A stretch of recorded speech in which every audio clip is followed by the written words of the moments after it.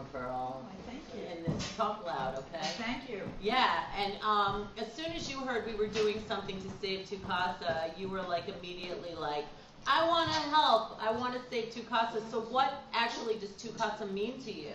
Well, I have kind of like, the memory that stands out in my mind has much less to do with CaSa being a recording studio than it being a very important part of the community that we lived in. I was living around the corner on 7th, between A and B in the 70s, and I mean, I came to, there were a lot of parties here then, and I came and they had bands playing and all of that, but what stands out in my mind is one day I went to pick up my son Louis at his daycare center. It was on Suffolk, and we were walking up Avenue B, and it was this beautiful day like today, and like all of a sudden, the sky got black, and it poured, and it lightninged, and it thundered, and you know, and it was terrifying, and my son was like 3 years old, and he started to scream, and I picked him up, and I ran to CaSa, and I remember, and I knocked on the door, and all I remember is the door opening, and all these hands coming out. So they saved you. Yes. And bringing my son in, and someone had a tea, and they knew us, you know. Right. Bringing him in, and okay, Poppy, it's okay, because he's screaming. Aww. And someone had a T-shirt, and someone had a towel. Right. And it was a safe haven. Right. So in addition to being a recording studio, it's a safe place to come to be. And at that time, SaVeS was upstairs. Right. So it was all sort of one adopted building was across the street. So even though like the guys over there was, by the way, my skeleton is, I took that dude's guitar. Oh, that's funny. Here you go. It's White Chocolate Day. Oh, okay, so I figured I'd get that out of the way. There you go. Yeah, but, so that's my main memory that stands out. That is a standout memory.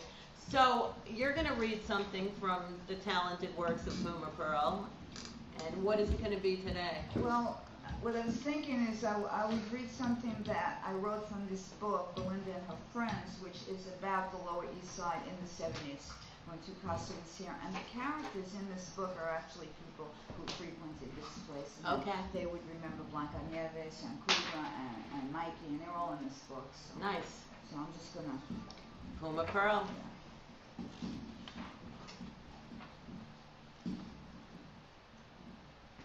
Belinda. Belinda's long, slow features make young men burn.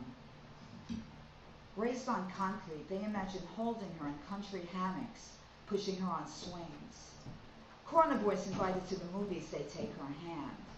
Tall boys with hurt eyes follow her, ask to walk her home. Tito's mother left him in a shelter when he was 3.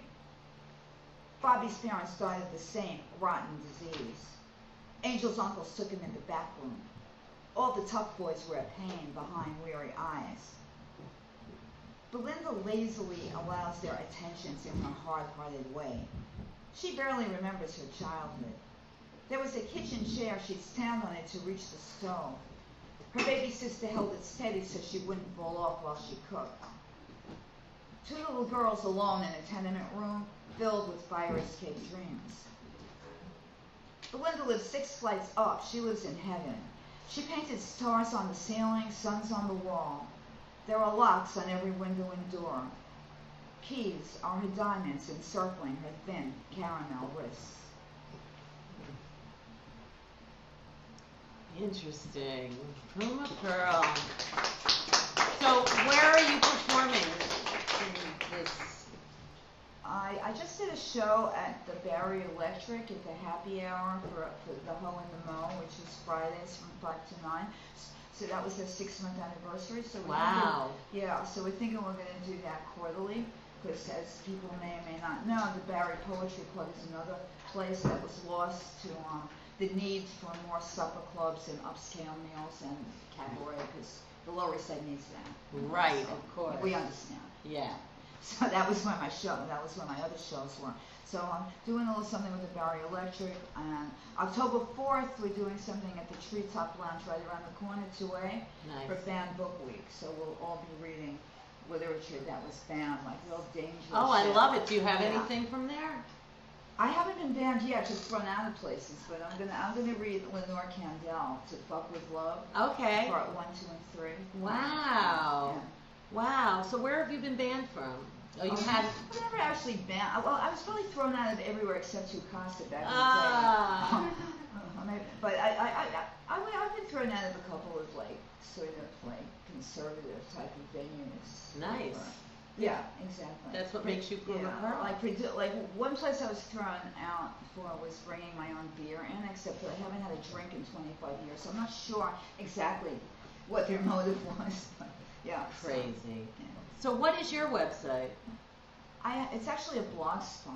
So at Blogspot, it's an actual website. It's a blog, PuMA PeRL at blogspot.com. Okay. Yeah. And are you going to read another one? I can read. Yeah, sure. Yeah.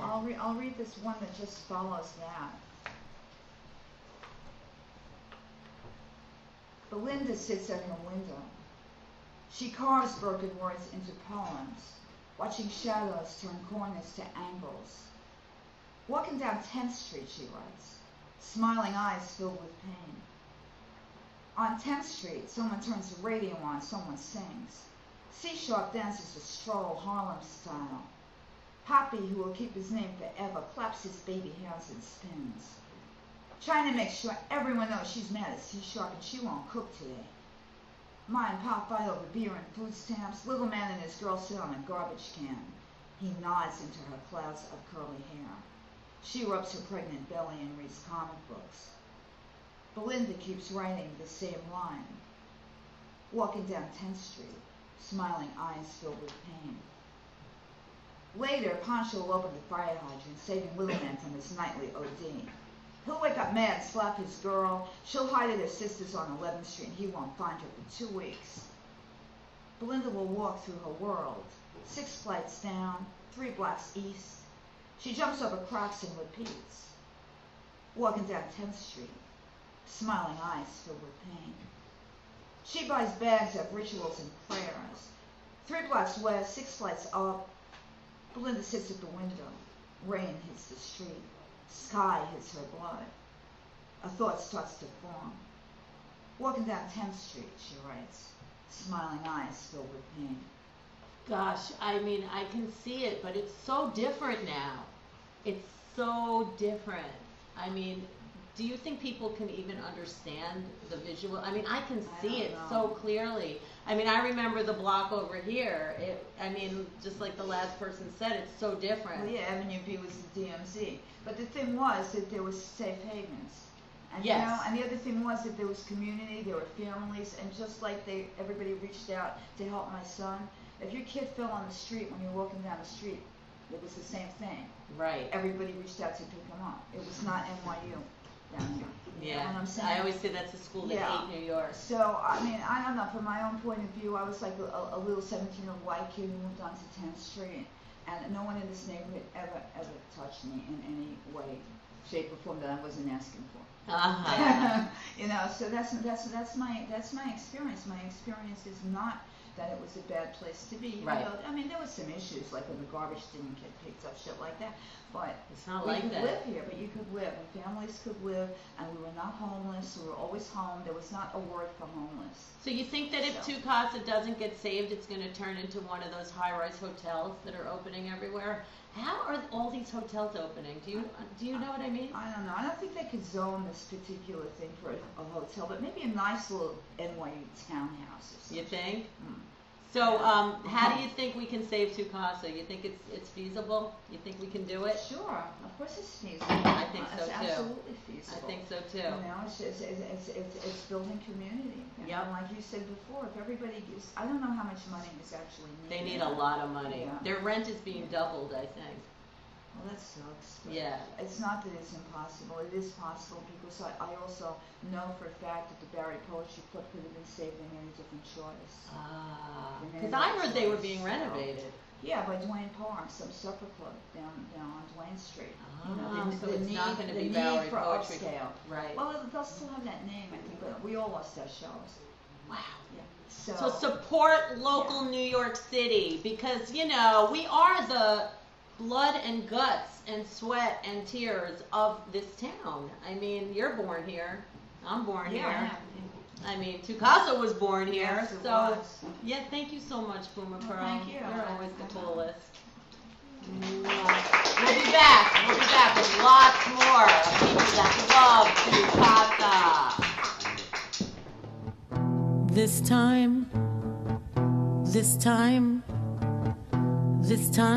time I'm done with you.